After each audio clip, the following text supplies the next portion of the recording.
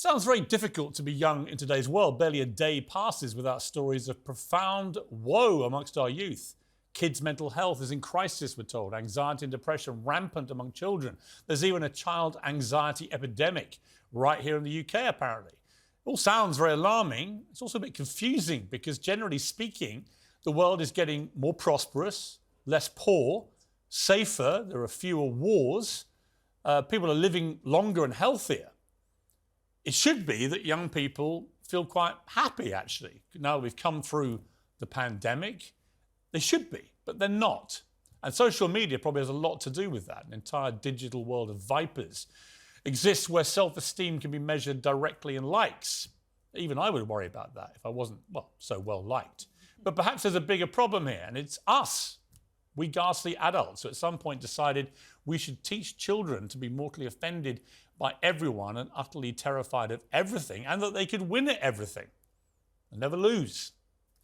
Fresh from ransacking Roald Dahl's legendary children's stories, so-called sensitivity readers, God, that phrase just fills my skin with horror. Doesn't it yours? They make you just literally sensitivity readers. I've now said about cancelling, you guessed it, this.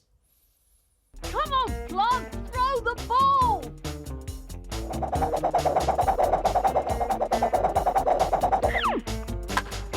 I've got it! I've got it! Oh, Spotty, what are you doing in my pea soup? I used to love the Bass Street Kids in the Beano. Those mischievous little rogues in Britain's best-loved comic book.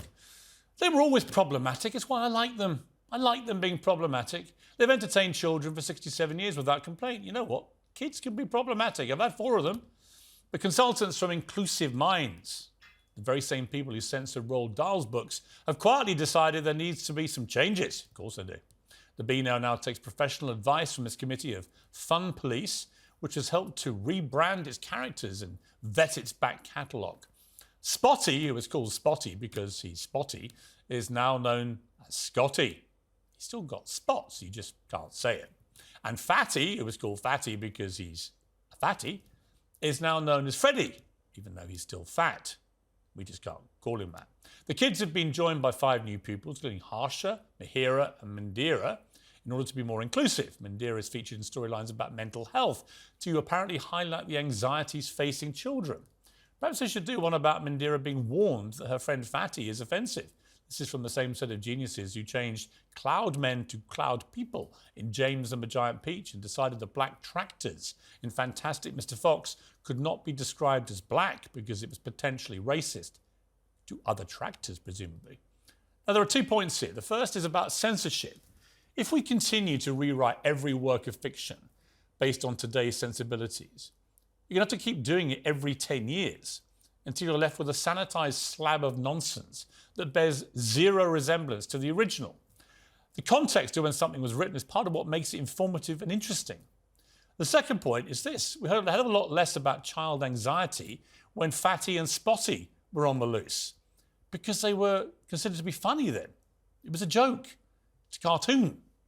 If we genuinely want our kids to feel happier and less anxious, maybe we should stop teaching them constantly that the entire world is out to get them.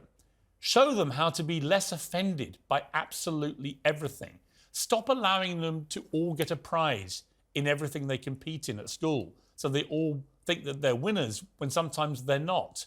Because none of that is a proper preparation for the real world, the one that in Barbie Land is such a shock to Margot Robbie when she gets to it. The real world, I'm afraid, is warts and all. It can be tough out there.